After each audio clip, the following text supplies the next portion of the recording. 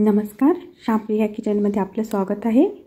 मी आज तुमच्यासोबत शेअर करते मेथीची भाजी। आपल्या रोजच्या जेवणातली मेथीची भाजी जी आपण एकदम टेस्टी बनवूया, ती पण साध्या सोप्या पद्धतीने। चला तर मग बनवू मेथीची भाजी।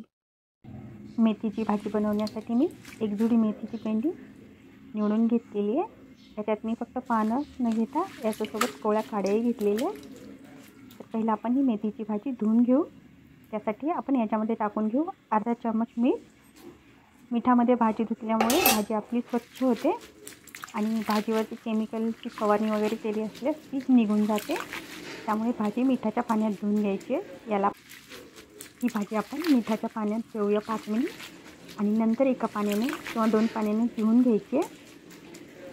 भाजी बनवण्यासाठी पहिले आपण घेऊया अर्धी वाटी भाजलेले शेंगदाणे, 5-7 लसणाच्या पाकळ्या आणि थोडंसं मीठ। हे आपण जाडसर वाटून घेऊया। कूट एकदम या टाईपमध्ये असं जाडसर वाटून घ्यायचं आहे। कूट म्हणजे आपली भाजी छान होते। हे कूट आपण आता एका वाटीत घेऊ आणि वाटीत टाकून घेऊया आता या कूटासोबत अर्धा चम्मच तिखट। तुम्ही तुमच्या आवडीनुसार कमी जास्त तिखट टाकू शकता।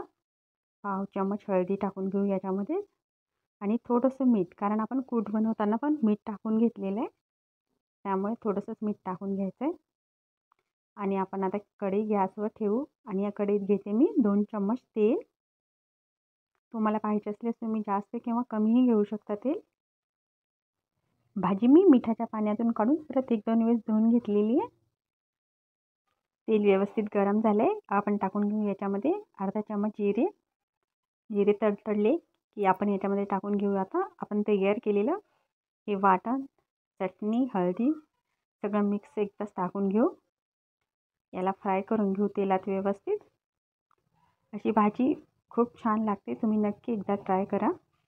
आता आपण याच्यात टाकून घेऊ आपण धुवून घेतलेली मेथी काड्यासोबत आहे। ही काड्या पण व्यवस्थित फ्राय होतात तेलामध्ये।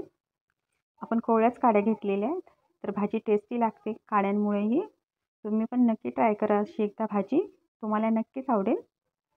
आपण भाजी व्यवस्थित फ्राय करून घेऊ कढईमध्ये। ही भाजी तुम्हाला पाहिजे तशी तुम्ही शिजवून घेऊ शकता। तुम्ही थोडी कच्ची ठेवली तरी छान लागते, कारण आपण ही भाजी कच्ची पण खातो। पण आपण थोडंसं व्यवस्थित शिजवून घेऊ हिला 5 मिनिट तरी लागतात व्यवस्थित शिजायला।